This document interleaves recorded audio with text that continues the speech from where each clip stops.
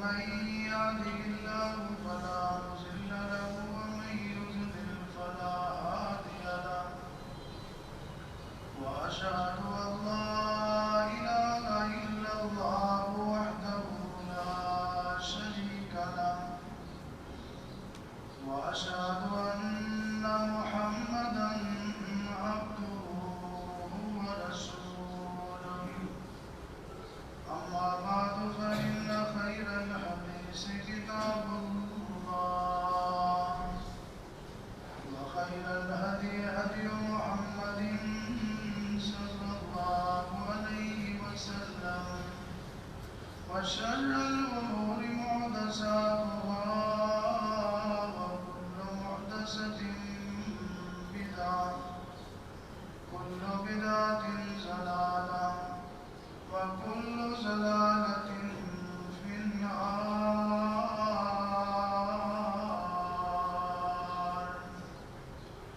اللهم صل على محمد وعلى آل محمد كما صليت على إبراهيم وعلى آل إبراهيم إنك حميد مجيد. اللهم بارك على محمد وعلى آل محمد كما باركت على إبراهيم وعلى آل إبراهيم إنك حميد مجيد. اللهم انفعنا بما علمتنا وعلمنا ما ينفعنا وزدنا علما. سبحانك لا علم لنا إلا ما علمتنا إنك أنت العليم الحكيم. أعوذ بالله السميع العليم من الشيطان الرجيم. بسم الله الرحمن الرحيم. سبحان الذي أسرى بعبده ليلا من المسجد الحرام إلى المسجد الأقصى الذي باركنا حوله لنريه من آياتنا إنه هو السميع البصير.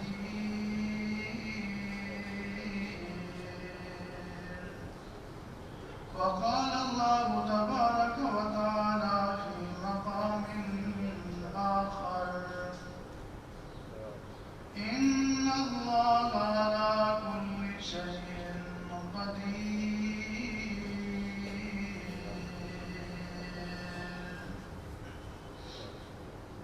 ہر قسم کی حمد و ثنا اللہ مالک اللہ ذوالجلال والاکرام خالق کل کائنات مالک ارض و سماوات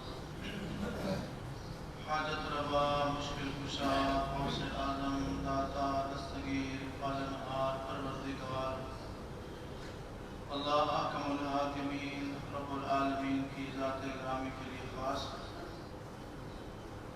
انگنت لا تعداد بے شمار بے انتہا بے حد اور بے حساب درود و سلام امام کائنات سرور کائنات رحمت کائنات امام الانبیاء سید الانبیاء خاتم الانبیاء جناب محمد رسول اللہ صلی اللہ علیہ وآلہ وصحبہ وسلم کی ذات گرامی پر اللہ تعالیٰ کی رحمت نازل ہوں صحابہ کرام آل بیت اعظام تابعین تبع تابعین محدثین مفسرین اولیاء کرام بزرگان دین پر جن کی محنتوں اور قربانیوں سے اللہ کا دین ہم تک پہنچا اللہ ان سب پر راضی.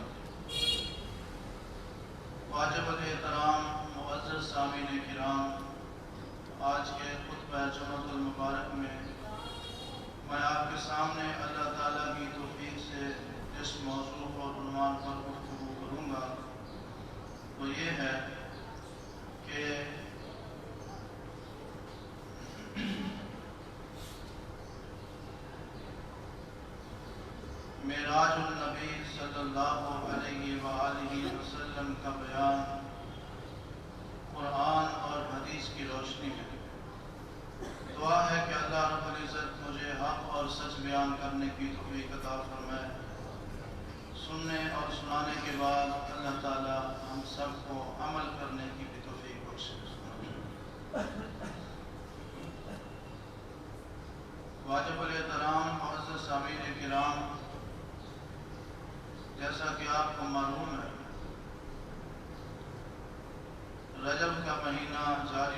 جاری ہیں.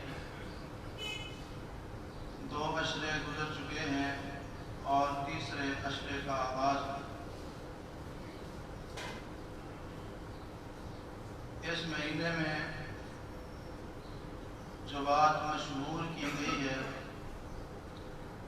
کہ رجب کی 27 تاریخ کو رات کو اللہ تبارک و تعالیٰ نے جناب محمد رسول اللہ صلی اللہ علیہ وآلہ وسلم کو معراج کروایا.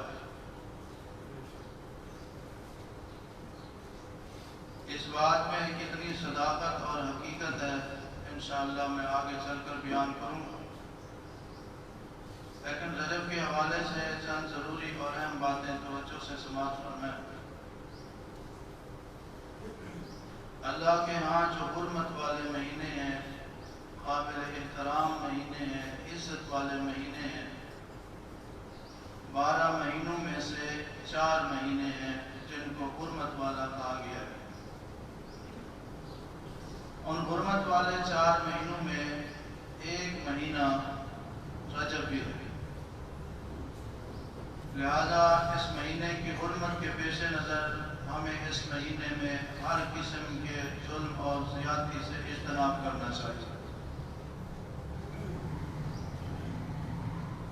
رجب کے مہینے کے حوالے سے لوگوں میں تقریباً 8 چیزیں مشہور ہیں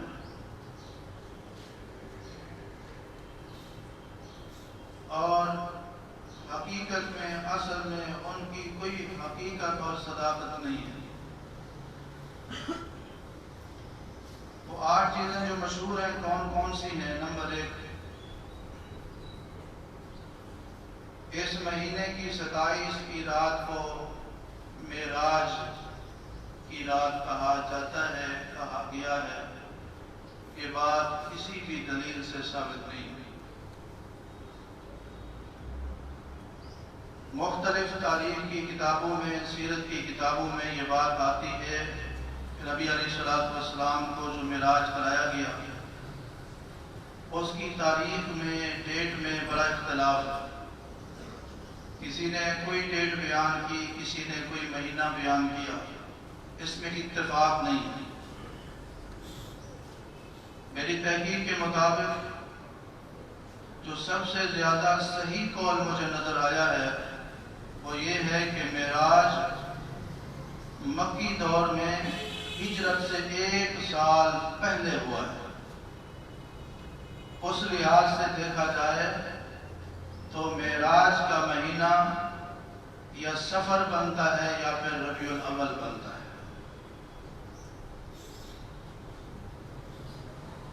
تو بہرحال یہ بات جو مشہور ہے کہ 27 رجب یہ شب معراج ہے، یہ من گھڑت ہے، لوگوں کی طرف سے بنائی گئی ہے اور اس طرح مشہور کر دی گئی ہے. اس کا حقیقت کے ساتھ کوئی تعلق نہیں ہے. دوسری چیز جو لوگوں میں مشہور ہے وہ یہ ہے کہ 27 رجب کی رات کو عبادت کی رات سمجھا جاتا ہے. رات کو خصوصی طور پر عبادت کا اہتمام کیا جاتا ہے. اس چیز کی بھی قرآن و سنت میں کوئی اصل نہیں ہے، کوئی ثبوت نہیں ہے. رجب کی 27ویں رات نبی علیہ السلام کی زندگی میں کئی مرتبہ آئی. اس واقعہ معراج کے بعد بھی تقریباً 11 یا 12 مرتبہ یہ رات آئی. نبی علیہ السلام نے کبھی بھی اس رات کو خصوصی طور پر عبادت کرنے کا اہتمام نہیں کیا. صحابہ کرام کی زندگیوں میں بھی 50 سے زائد مرتبہ تقریباً اکثر صحابہ کی زندگیوں میں یہ رات آئی.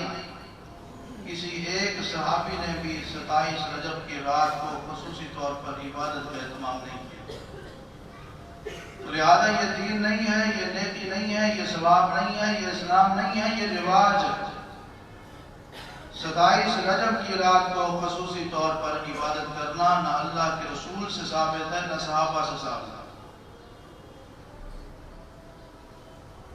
تیسری چیز 27 رجب کے دن کو روزہ رکھا جاتا ہے اور اس روزے کا بہت زیادہ ثواب بیان کیا جاتا ہے. اس کی بھی کوئی اصل، کوئی حقیقت، کوئی ثبوت نہیں ہے.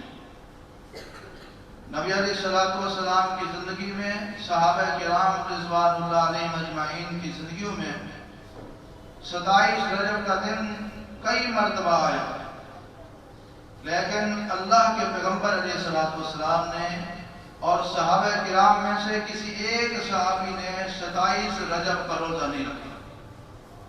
لہذا یہ بھی دین نہیں ہے، شریعت نہیں ہے، یہ رواج ہے. اللہ کا دین وحی کا نام ہے اور نبی علیہ الصلوۃ والسلام اور صحابہ کے عمل کا نام ہے. رواج کا دین کے ساتھ کوئی تعلق نہیں ہوتا. چوتھی چیز، رجب کے اندر عمرہ کرنے کو افضل سمجھا جاتا ہے اور لوگ خاص طور پر اس مہینے میں عمرہ کرنے کا اہتمام کرتے ہیں، اور ذہن سوچ خیال یہ ہوتا ہے کہ عام مہینوں میں عمرہ کرنے سے زیادہ ثواب ملتا ہے رجب کے مہینے میں عمرہ کرنے کا. اور پھر یہ کہا جاتا ہے کہ نبی علیہ الصلوۃ والسلام نے بھی رجب کے مہینے میں عمرہ کیا. یہ دونوں باتیں بلا ثبوت ہیں، ان کی کوئی اثر نہیں ہے، ان کی کوئی سند نہیں ہے. رجب کے مہینے میں رسول اللہ صلی اللہ علیہ وسلم کا عمرہ کرنا ثابت نہیں ہے، بلکہ حضرت عائشہ رضی اللہ تعالیٰ عنہ بیان فرماتی ہیں کہ نبی علیہ الصلوۃ والسلام نے جتنے بھی عمرے کیے سوائے حج والے عمرے کے، وہ سارے کے سارے شوال میں تھے یا ذیقعدہ میں. اور آپ علیہ الصلوۃ والسلام کا ایک عمرہ حج کے ساتھ تھا جو ذوالحج کے دنوں میں تھا. رجب میں نبی علیہ الصلوۃ والسلام سے عمرہ کرنے کا ثبوت نہیں ہے،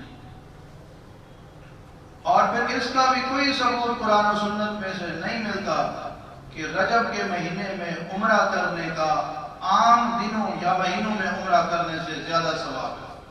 لہذا یہ چیز بھی من گھڑت ہے اور بے اثر ہے، بلا ثبوت ہے.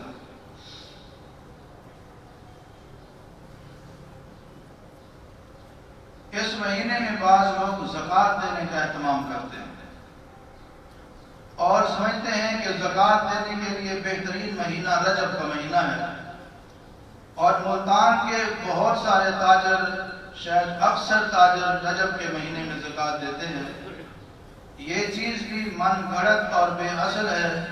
نہ اللہ کا حکم ہے، نہ رسول اللہ صلی اللہ علیہ وسلم کا حکم ہے، نہ اللہ کے پیغمبر علیہ السلام کا طریقہ ہے، نہ صحابہ کا عمل ہے کہ رجب کے اندر ہی آپ نے زکوٰۃ دینی ہے.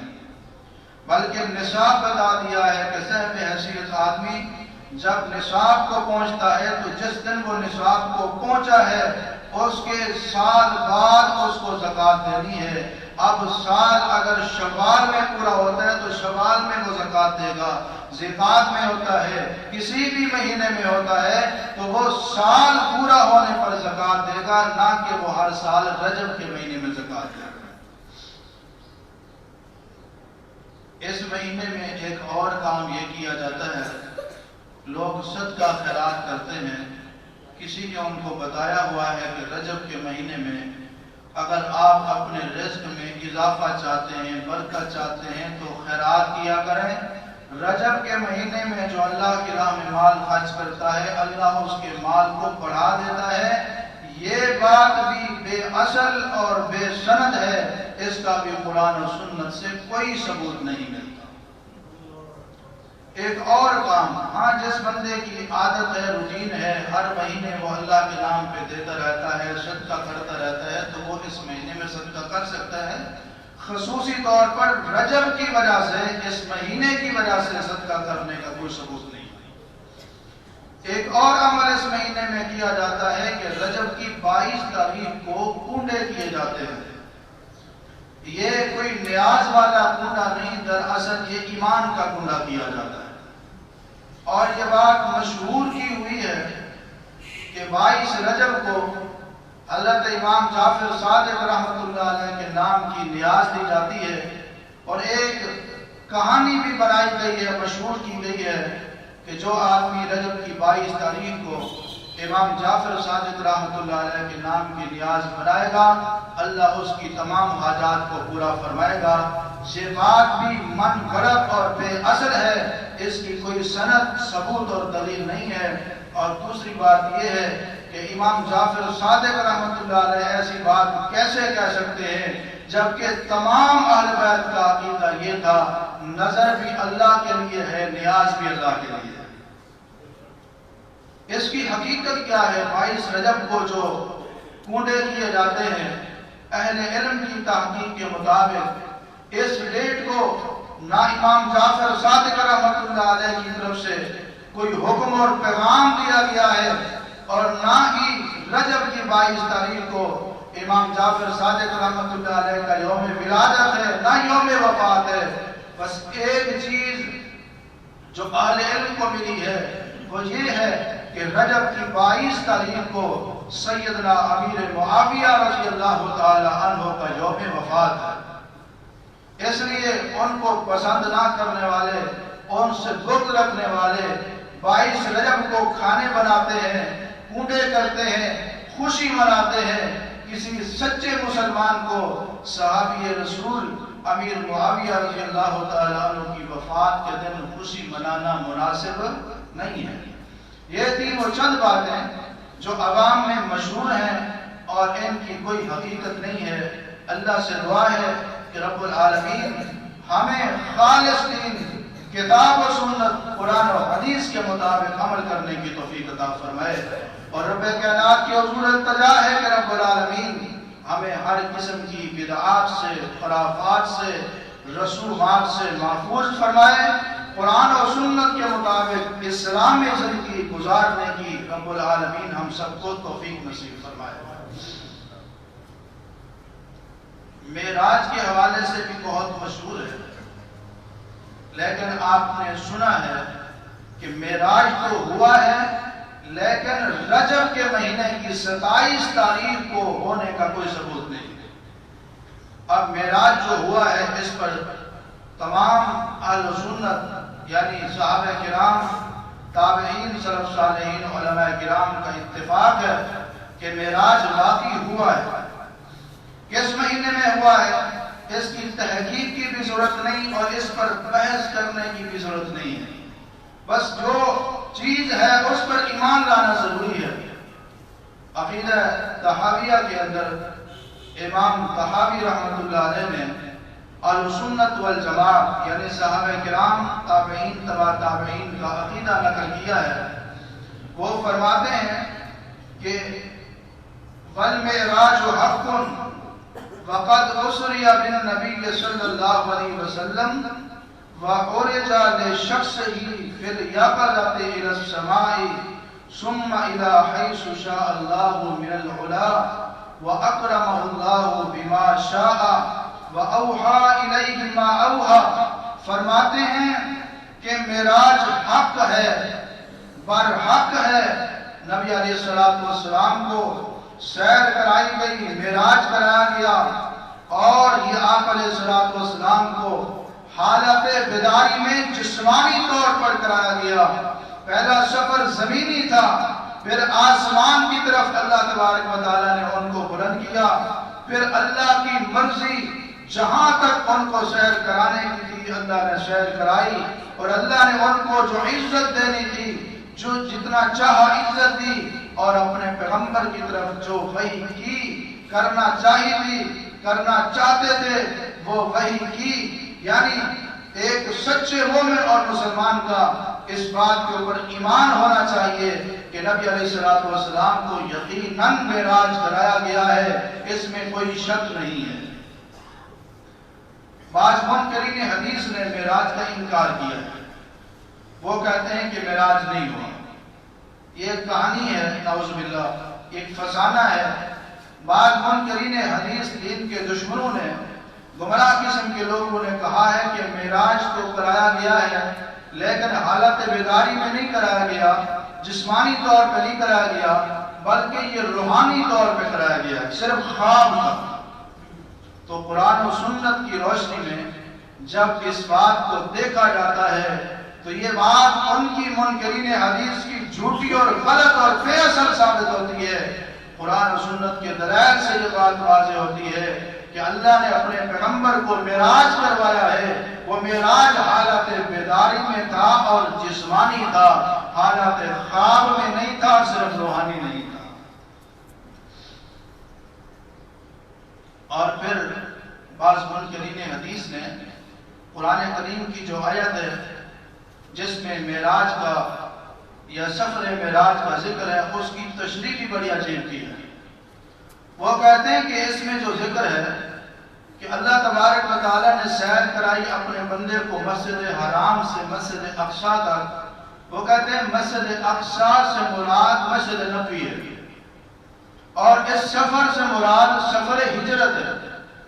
حالانکہ دیکھا جائے تو اللہ ان کو ہدایت دے، انہوں نے غور ہی نہیں کیا کہ اس آیت کے اندر اس سفر کا جو ذکر ہے، فرمایا لیلن، وہ رات کے تھوڑے سے حصے میں ہوا ہے، اور ہجرت کا جو سفر ہے اس کو پورے 14 دن لگے تھے، پورے 14 دن لگے تھے۔ 450 میل کا سفر ہے مکہ سے مدینہ کا، اور یہ سفر یا پیدل ہوا یا پھر اونٹ پہ ہوا، درمیان میں ریسٹ بھی کرتے تھے۔ 14 دن لگے تھے، اور یہ جو سفر ہے اس کے بارے میں اللہ فرماتے ہیں لیلن، پوری رات بھی نہیں لگی، رات کے تھوڑے سے حصے میں ہوا ہے۔ اور پھر یہ کہا جاتا ہے کہ یہ جو مسجد حرام سے مسجد اقصیٰ کا ذکر ہے، مسجد حرام سے مراد بیت اللہ ہے اور مسجد اقصیٰ سے مراد مسجد نبوی ہے۔ حالانکہ معراج مکی زندگی میں ہوا، ہجرت سے 1 سال پہلے ہوا۔ نبی علیہ السلام نے مسجد نبوی ہجرت کرنے کے بعد مدینہ میں آ کر بنائی۔ جب معراج کرایا گیا اس وقت تو مسجد نبوی کا کہیں نام و نشان ہی نہیں تھا۔ معلوم یہ ہوا کہ منکرین حدیث کا یہ پروپیگنڈا اور تشریح بالکل باطل ہے۔ اللہ کا قرآن جس مسجد کا ذکر کرتا ہے، ایک مسجد حرام ہے اور دوسری مسجد اقصیٰ ہے، اور اس مسجد اقصیٰ سے مراد بیت المقدس ہے۔ اس پر قرآن سے بھی دلائل ہیں، اور نبی علیہ السلام کی احادیث پاک، آپ علیہ السلام کے فرمان عالی شان سے بھی دلائل ہیں۔ اللہ ہم سب کو قرآن اور سنت کی من مانی تفسیر اور تشریح سے محفوظ فرمائے۔ قرآن پاک سنیں اور اندازہ لگائیں کہ اللہ تبارک و تعالیٰ نے معراج کا ذکر کیسے کیا ہے اور اس کی حقیقت کیا ہے۔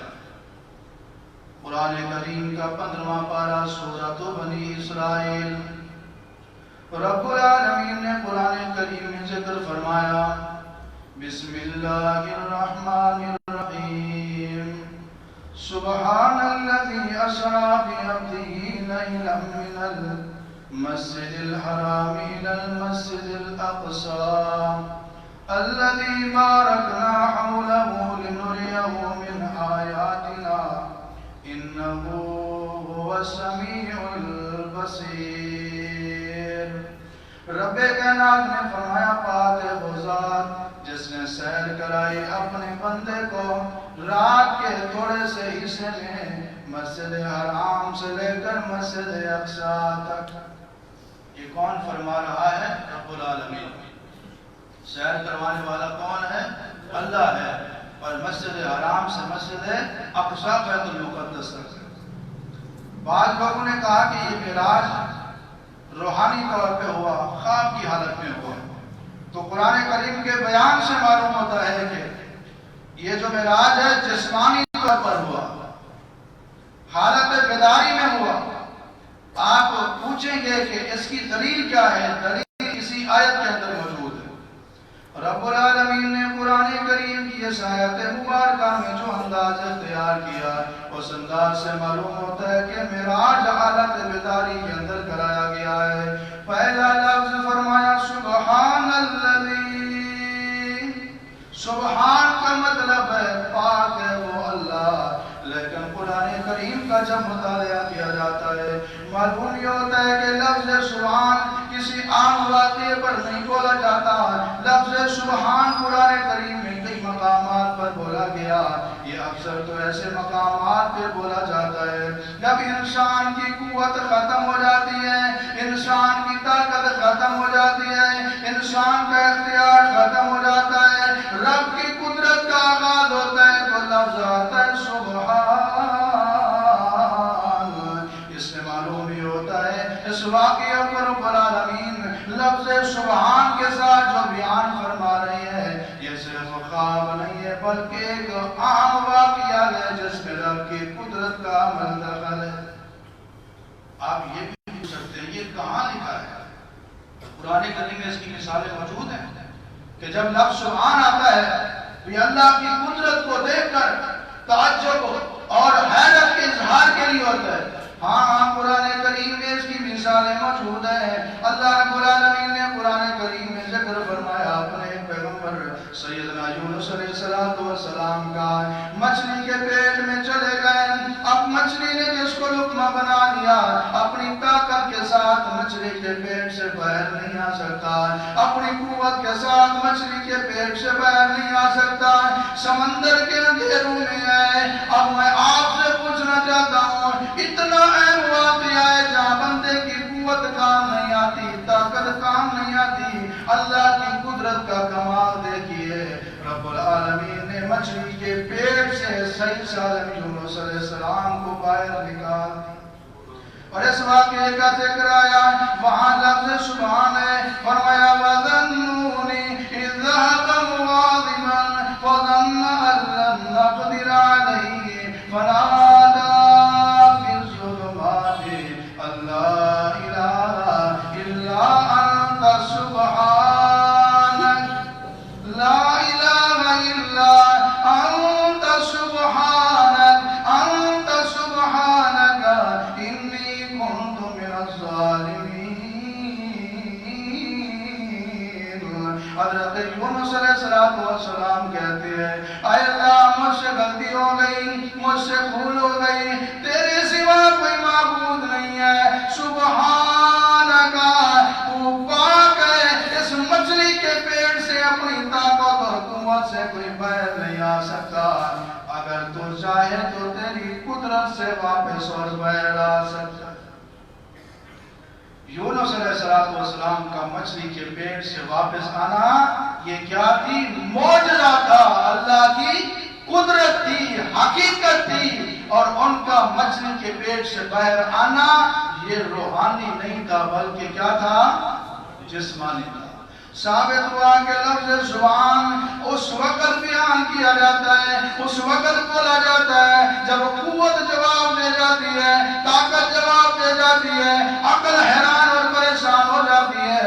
قرآن کریم اس طرح کے واقعے کو بیان کرتا ہے لفظ سبحان کے ساتھ. آئیے ایک اور مقام بھی سنیے.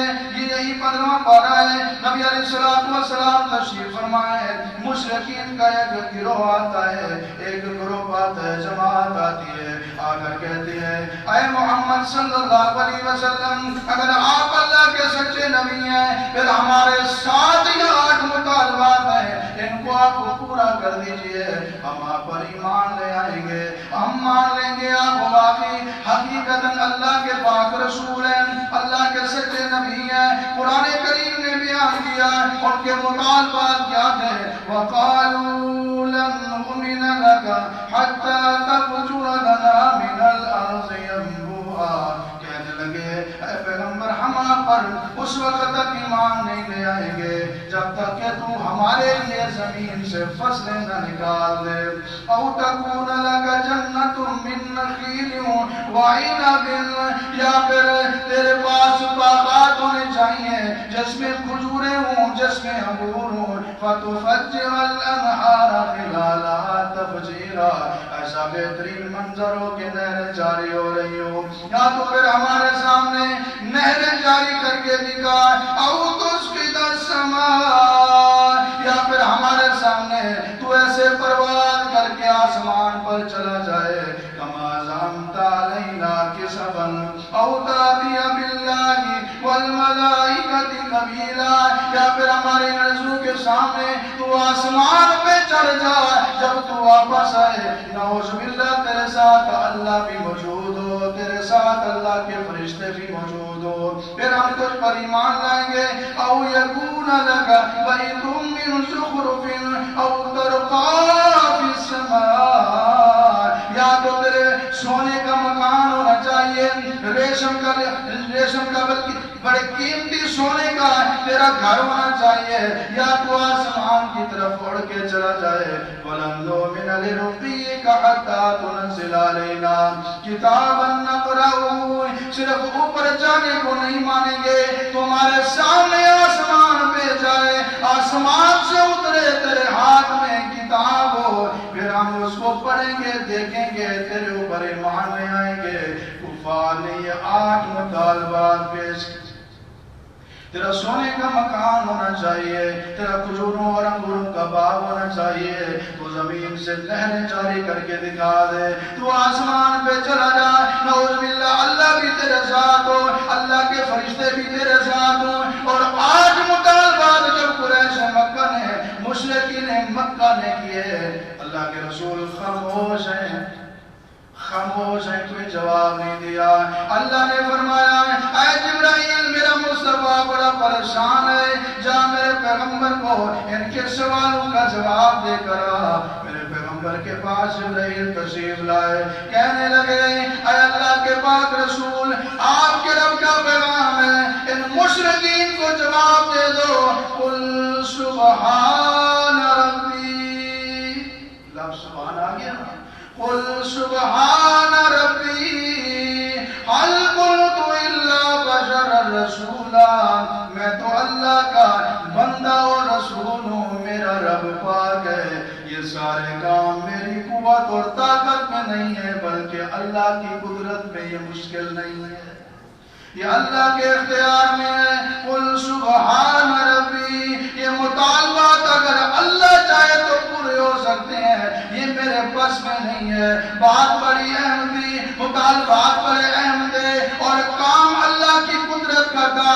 یہاں بندے کی، اللہ کے رسول علیہ السلام کی طاقت اور قوت کا عمل دخل نہیں تھا، اس لیے لفظ کیا آیا ہے؟ بولو سبحان ربی۔ اور وہاں فرمایا سبحان الذی اسریٰ بعبدہ، سبحان الذی، پاک ہے وہ ذات جس نے سیر کرائی اپنے بندے کو مسجد حرام سے مسجد اقصی تک۔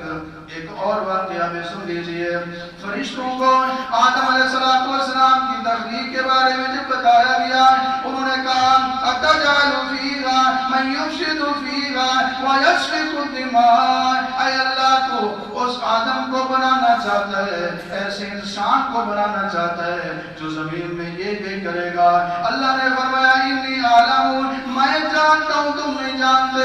رب العالمین نے جناب آدم علیہ السلام کو کچھ چیزوں کا علم عطا فرما دیا، پھر فرشتوں سے پوچھا بتاؤ ان چیزوں کا نام کیا ہے؟ فرشتوں کو جب جواب نہیں آیا، اللہ کی قدرت کی سمجھ آ گئی، اللہ کی حکمت کی سمجھ آ گئی۔ جب ان کا دماغ اور عقل جواب دے دیا کہ سوال کا جواب کیا ہوتا ہے، سرنڈر کرتے ہوئے کہتے ہیں سبحانک لا علم لنا الا ما علمتنا انک انت العلیم الحکیم۔ اے اللہ تو سبحان ہے، تو پاک ہے، ہمیں پتہ نہیں ہے، ہمیں تو صرف اتنا پتہ ہے جتنا تو نے ہمیں بتایا ہے۔ واقعہ بڑا اہم ہے، لفظ سبحان آ گیا۔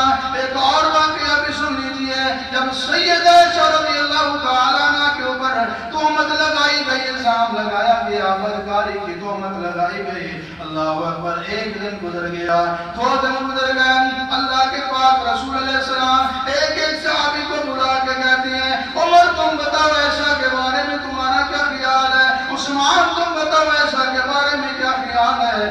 صحابہ کوئی بات کرتا ہے، کوئی بات کرتا ہے۔ حضرت عمر کہتے ہیں اللہ کے نبی آپ یہ بتائیں کہ یہ انتخاب آپ کا تھا یا رب العالمین کا تھا؟ اللہ کے رسول فرماتے ہیں عائشہ سے نکاح کرنا میری مرضی نہیں تھی بلکہ رب العالمین کی مرضی تھی، اللہ نے انتخاب کیا۔ اور جبرائیل ان کے ساتھ میرے نکاح سے پہلے ان کی تصویریں لے کر آتا تھا، کہتا تھا اس کا نام عائشہ ہے، آخرت میں بھی آپ کی بیوی ہے۔ حضرت عمر کہتے ہیں یا رسول اللہ جب انتخاب اللہ کا ہے، پسند اللہ کی ہے، تو پھر اس میں عیب نہیں ہو سکتا۔ 18 دن گزر گئے، 22 دن گزر گئے، میرے نبی پریشان ہے۔ اللہ اکبر، یہ پریشانی بتاتی ہے کہ جو لوگ کہتے ہیں کہ اللہ کے رسول عالم الغیب تھے، ان کو غلطی لگی ہے۔ اگر غیب کا علم ہوتا تو پہلے دن ہی بتا دیتے یہ سچ ہے یا جھوٹ ہے۔ 40 دن گزر گئے، 40 دن کے بعد جبرائیل علیہ السلام 1 نہیں 2 نہیں 5 نہیں 10 نہیں پوری 18 آیات سورہ نور کی لے کے نازل ہو جاتے۔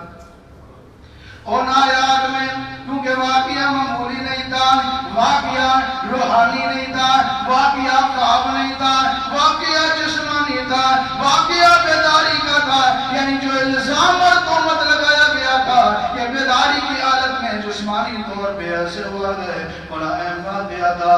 رب العالمین نے جب برات نازل فرمائی اور صفائی بیان فرمائی، الفاظ نوٹ کرنا، فرمایا هذا بہتان عظیم، اللہ کی ذات پاک ہے، ایسا پر بڑا الزام لگایا گیا۔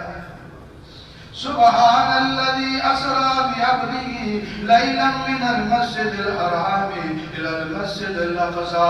معلوم یہ ہوا کہ معراج کا واقعہ بھی کوئی معمولی نہیں ہے، یہ کوئی خواب نہیں ہے، یہ روحانی نہیں ہے، بلکہ یہ جسمانی طور پہ کرایا گیا معراج اور حالت بیداری میں کرایا گیا۔ ایک اور بات بھی اور دلیل بھی سن لیجئے، امام الانبیاء جناب محمد رسول اللہ صلی اللہ علیہ وسلم پر اللہ نے جو قرآن نازل کیا، اتنا پیارا قرآن ہے، اتنا اعلیٰ قرآن ہے، اس میں ہر مسئلے کا حل موجود ہے، ہر ٹینشن کا علاج موجود ہے۔ یہ اور بات ہے کہ ہم قرآن کو سینے سے نہیں لگاتے، قرآن کو پڑھتے نہیں ہے۔ اللہ تعالیٰ نے قرآن کریم میں ذکر فرمایا اپنے پیارے رسول سیدنا موسیٰ علیہ السلام کا، جن کو اللہ نے یہ خصوصی فضیلت عطا فرمائی، کلم اللہ موسیٰ تکلیما، اللہ نے جتنے بھی نبی ہیں ان سے کلام کی، اللہ اکبر، ان پر وحی نازل کی، لیکن موسیٰ علیہ السلام کا خصوصی طور پہ ذکر کیا، کلم اللہ موسیٰ تکلیما۔ باقی انبیاء پر وحی آتی رہی، موسیٰ کے ساتھ اللہ خود کلام کیا کرتے تھے۔ موسیٰ علیہ السلام کہنے لگے ربی آرینی انظر الیک، اے پروردگار میرا جی چاہتا ہے کہ میں اپنے پروردگار کو دیکھوں، اے اللہ میں تجھے دیکھنا چاہتا ہوں۔ آپ نے فرمایا موسیٰ لن ترانی، تو مجھے نہیں دیکھ سکتا، یا اللہ میں دیکھنا چاہتا ہوں، مجھے دکھا تو صحیح، میں تیری زیارت کرنا چاہتا ہوں۔ رب العالمین نے جب موسیٰ علیہ السلام کا اصرار دیکھا فرمایا وَلَٰكِنِ انظُرْ إِلَى الْجَبَلِ وَإِنِ اسْتَقَرَّ مَكَانَهُ فَسَوْفَ تَرَانِي۔ اے موسیٰ تو مجھے نہیں دیکھ سکتا، اگر تو اس بات کا اندازہ لگانا چاہتا ہے میں اپنی تجلی کوہ طور پہ ڈالتا ہوں، کوہ طور سلامت رہ گیا، میرے نور کی ایک ہلکی سی تجلی کو پہاڑ جیسی مضبوط چیز نے برداشت کر لیا، وَسَوْفَ تَرَانِي، تو پھر تو بھی مجھے دیکھ لے گا۔ قرآن کریم میں رب العالمین فرماتے ہیں فَلَمَّا تَجَلَّى رَبُّهُ لِلْجَبَلِ، جب رب العالمین نے اپنے نور کی ہلکی سی تجلی ڈالی پہاڑ پر، اللہ اکبر، فَلَمَّا تَجَلَّى رَبُّهُ لِلْجَبَلِ جَعَلَهُ دَكًّا، اللہ کے نور کی تجلی پڑنے کی دیر تھی، کوہ نور ریزہ ریزہ ہو گیا۔ وَخَرَّ مُوسَىٰ صَعِقًا، موسیٰ علیہ السلام نے جب یہ منظر دیکھا، یہ منظر دیکھتے موسیٰ علیہ السلام بے ہوش ہو کر گر پڑے۔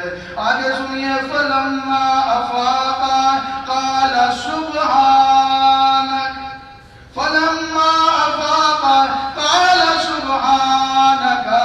حضرت موسیٰ علیہ السلام کو جب افاقہ محسوس ہوا، ہوش آیا تو اللہ کے نبی نے کیا کہا سبحانک، اے اللہ تو پاک ہے، میں تیری طرف رجوع کرتا ہوں، میں معافی مانگتا ہوں، میرا مطالبہ مناسب نہیں تھا اور میں تیری ذات پر ایمان لانے والوں میں پہلے نمبر پر ہوں۔ معلوم یہ ہوا ہے کہ اللہ نے اپنے نور کی تجلی جو ڈالی کوئے طور پر، وہ کوئی معمولی بات نہیں تھی۔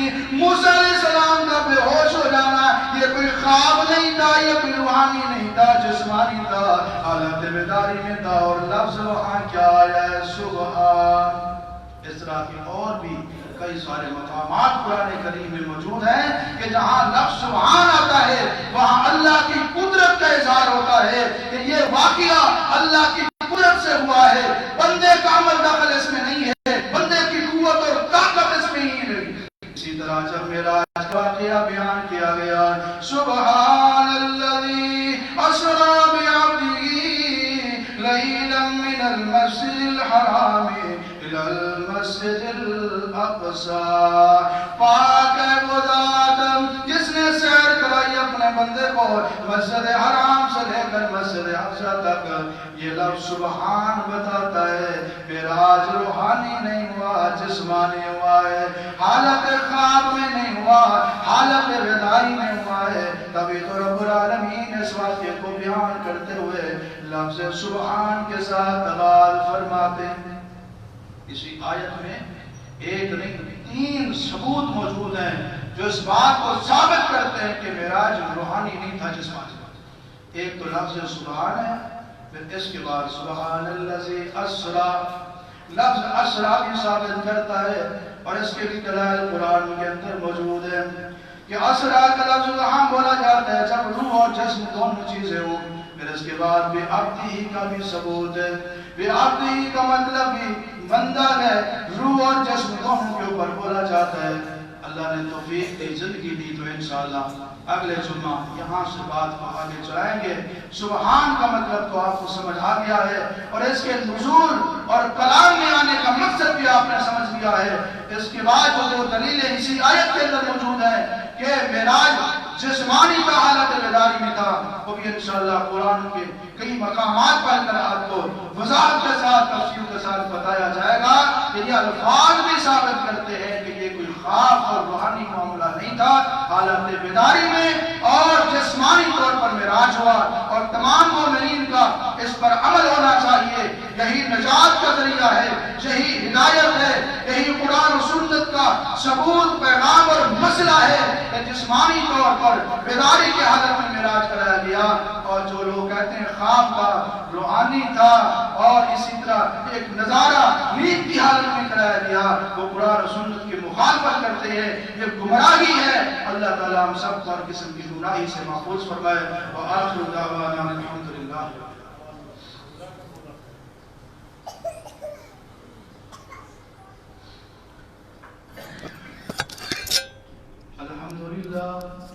الحمدللہ نحمده ونستعینه ونستغفره ونعوذ باللہ من شرور انفسنا ومن سیئات اعمالنا، من یهده اللہ فلا مضل له ومن یضلل فلا هادی له، واشهد ان لا اله الا اللہ وحده لا شریک له، واشهد ان محمدا عبده ورسوله، اما بعد فان خیر الحدیث کتاب